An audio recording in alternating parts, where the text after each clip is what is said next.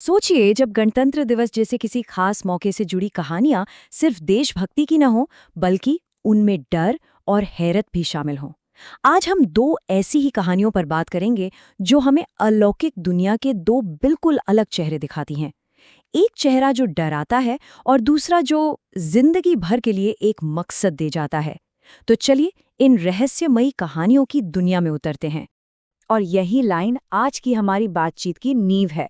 ये हमें याद दिलाती है कि भूतों की कहानियां सिर्फ डराने या चीखने चिल्लाने के लिए नहीं होती।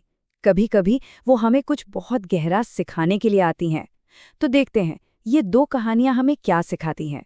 हमारी पहली कहानी हमें एक सर्द कांपने वाली सुबह में ले जाती है जहां डर और कन्फ्यूजन के सिवा कुछ नहीं है।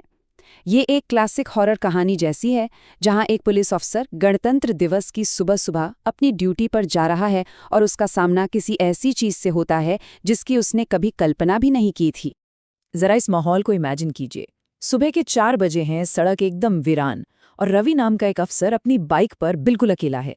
यही तो वो पल होते हैं जब डर सबसे ज्यादा महसूस होता है, जब चारों तरफ सिर्फ सन्नाटा हो और कोई साथ ना हो। और तभी उसे सड़क के बीचों बीच एक छोटी बच्ची दिखाई देती है, और वो भी अजीब तरह से पेंसिल घिस रही है। इतनी सुबह एक बच्ची अकेली यहाँ कर क्या रही है? बस यही सवाल रवि के दिमाग में घूम रहा था। और सच कहूं तो यहीं से खौफ की असली शुरुआत होती है। और फिर तो जो हुआ वो बहुत तेजी से हुआ। जैसे ही रवि पलटकर देखता है, लड़की गायब। अचानक उसकी बाइक अपने आप तेज चलने लगती है और सीधे एक पेड़ से जा टकराती है। और जब वो होश में आता है तो देखता है कि वही लड़की उसके पीछे बैठी है, लेकिन इस बार उसका चेहरा कुचला हुआ और खून से लथपथ है। बाद में पता चलता है कि वो दरअसल एक 7 साल की बच्ची की आत्मा थी, जिसकी उसी सड़क पर एक ट्रक एक्सीडेंट में मौत हो गई थी। पर वो चाहती क्या थी? क्या वो मदद मांग रही थी या फिर बदला लेना चाहती थी? उसका मकसद क्या था? ये एक ऐसा सवाल है जिसका कोई जवाब नहीं है, और यही बात इस कहानी को और भी ज्यादा डरावना बना देती है।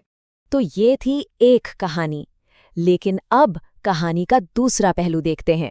जहां पहली कहानी ने एक इंसान को डर से सुन्न कर दिया, वही हमारी दूसरी कहानी ये दिखाती है कि कैसे अलौकिक अनुभव किसी की जिंदगी का मकसद भी बन सकता है। तो चलिए अब समय में पीछे चलते हैं, साल 1990 में। ये कहानी है अखिल नाम के एक 10 साल के लड़के की, जिसकी गणतंत्र दिवस के दिन एक ऐसी मुलाकात हुई जिसने उसकी पूरी जिंदगी की दिशा ही बदल के रख दी।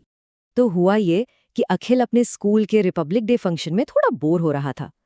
तभी उसकी नज़र एक कोने में बैठे एक बुजुर्ग पर पड़ी, जिनके सीने पर लगे मेडल चमक रहे थे।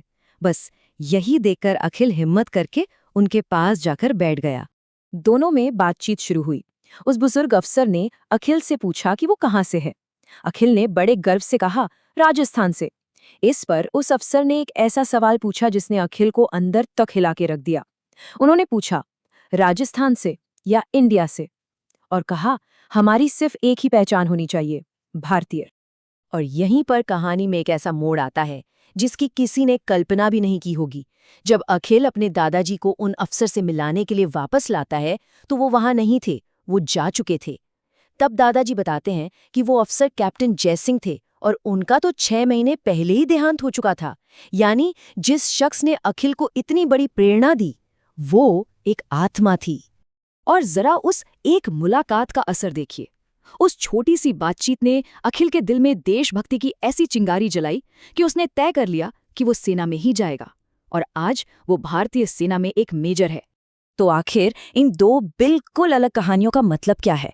एक तरफ बेइंतहा डर है तो दूसरी तरफ एक जिंदगी बदल देने वाली प्रेरणा। ये कहानियां हमें बताती हैं कि अलौकिक दुनिया के बारे में हमारी समझ शायद बहुत बहुत ही सीमित है। देखिए, यहाँ पर जो सबसे जरूरी बात है वो ये है कि एक कहानी हमें अनजान खतरों से सावधान करती है, जैसे कि सुनसान सड़कों पर छिपे खतरे। वहीं दूसरी कहानी हमें एक बड़ा मकसद याद दिलाती है, हमारी पहचान और देश के लिए हमारा कर्तव्य। असल में दोनों ही कहानियां हमारी दो गहरी जरूरतों को दिखाती हैं, सुरक्षा और उद्देश्य। तो अगली बार जब कोई भूतिया कहानी सुनने को मिले तो एक पल रुक कर सोचिएगा, क्या ये कहानी सिर्फ डराने के लिए है या फिर इसके पीछे कोई गहरा संदेश छिपा है? क्या पता कुछ आत्माएं हमें भटकाने नहीं बल्कि सही रास्ता दिखाने आती हों।